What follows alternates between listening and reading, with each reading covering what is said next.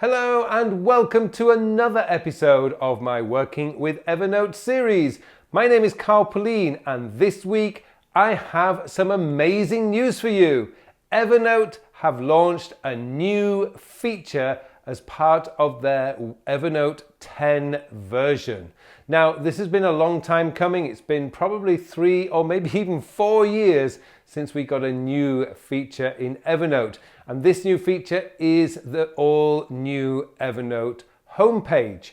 Now, what we can use this for really will be up to you and how you manage your notes and what you use your notes for. For somebody like me who spends pretty much all day with Evernote open because I'm always referencing it, it's a brilliant new feature because I can pin my most important note there. I can have access to my This Week label, which contains all the notes that I'm working on a week-to-week basis, and it keeps all my other projects and notebooks all together in one place. It really is a pretty nice new feature, and it's a welcome new feature, and hopefully more will come in the very near future. Now, before we go any further, I would just like to say if you do get any value from this video, then please help me by clicking on the like button below.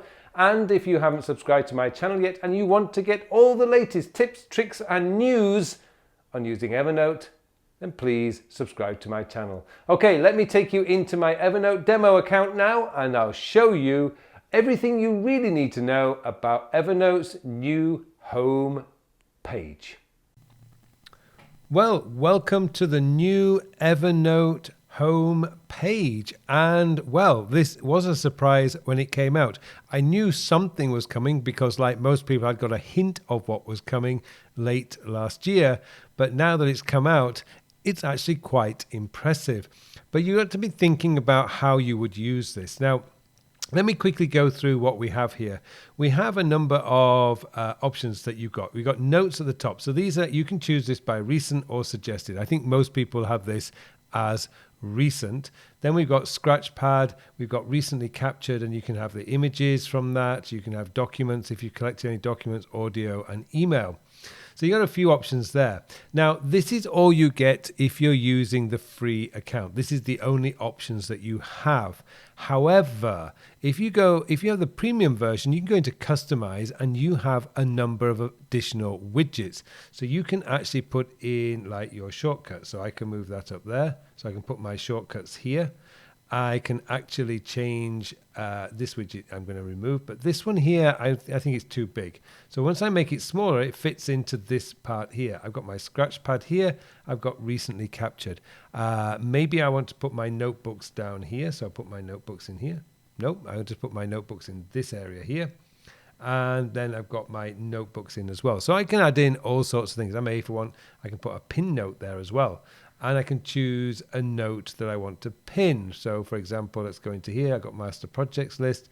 Let's pin that note in there. So I've got my master projects list there. Once you're done, you click done.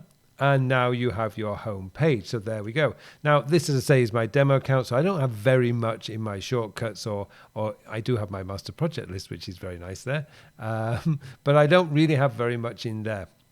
Now, something about the scratch pad that you should know. You are limited to text only. So you can only type text, and you cannot drag or drop files or screenshots or images onto that. And you are limited to about 300 words. However, this is just for quickly capturing an idea, just capturing it there, and it will stay there until you do something with it. Now, to decide what you want to do, you hit the 3 dots here and you can convert it to a note. You can clear the scratch pad, or you can actually remove the widget. I'm going to clear the scratch pad, goes back to 0. So those are just the new features that are coming up.